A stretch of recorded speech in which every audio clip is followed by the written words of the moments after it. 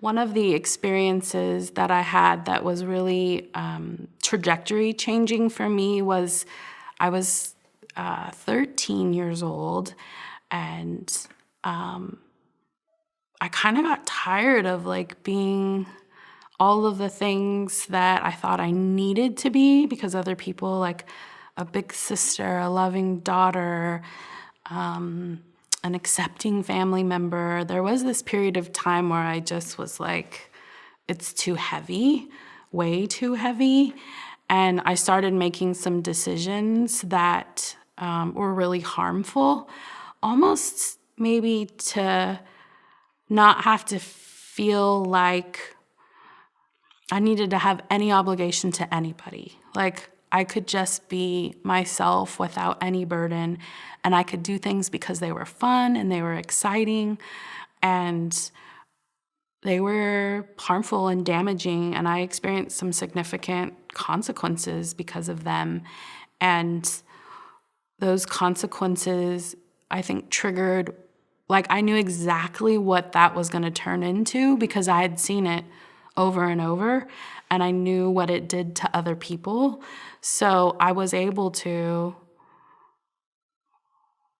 with support and I think with some real thoughtfulness, change some of those decisions I was making.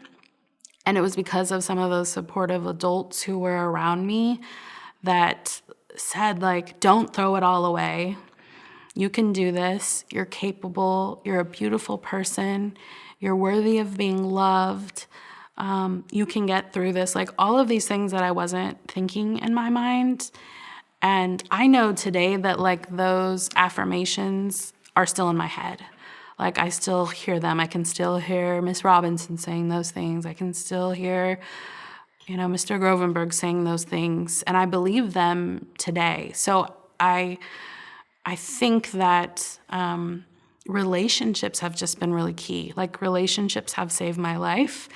And what I'm continuing to learn how to do is have a really healthy relationship with myself so that I can say, I'm really acting in the interest of everybody else right now, and I'm not acting in the interest of me. And it's okay to do that. It's okay to take a day off and focus on what I need to do to recalibrate and rejuvenate. And that actually in doing that, I am being in service of other people because I can be more present on terms that are a mix of both theirs and mine. So I think those experiences and those, I guess, new narratives or affirmations that I've learned how to do for myself have kept me coping in more productive ways and more healthy ways, and really keeping me willing and able, I guess more able to do the work, which I think is really important. We have a ton of people in this space working to help other people who, and this is really important, do not take good care of themselves, and they just push harder and work more hours and give more money and do more things on top, just layered on top of it. And so I think we're almost like engaging in behaviors that other folks and other systems have done to us to be in service of other people. So I think it's something we need to talk more about. I think it's something that we need to create spaces that allow for people to take good care of themselves, to be encouraged to do that. That's one of the things that's really important for me as an executive director, is like not how much we can do, but how much we can be for each other and be for the people that are on the front lines doing the work, so that they can sustain the career, that they can do this work so that they don't burn out, and that the same systems that hurt us in our own lived experience get to do that again.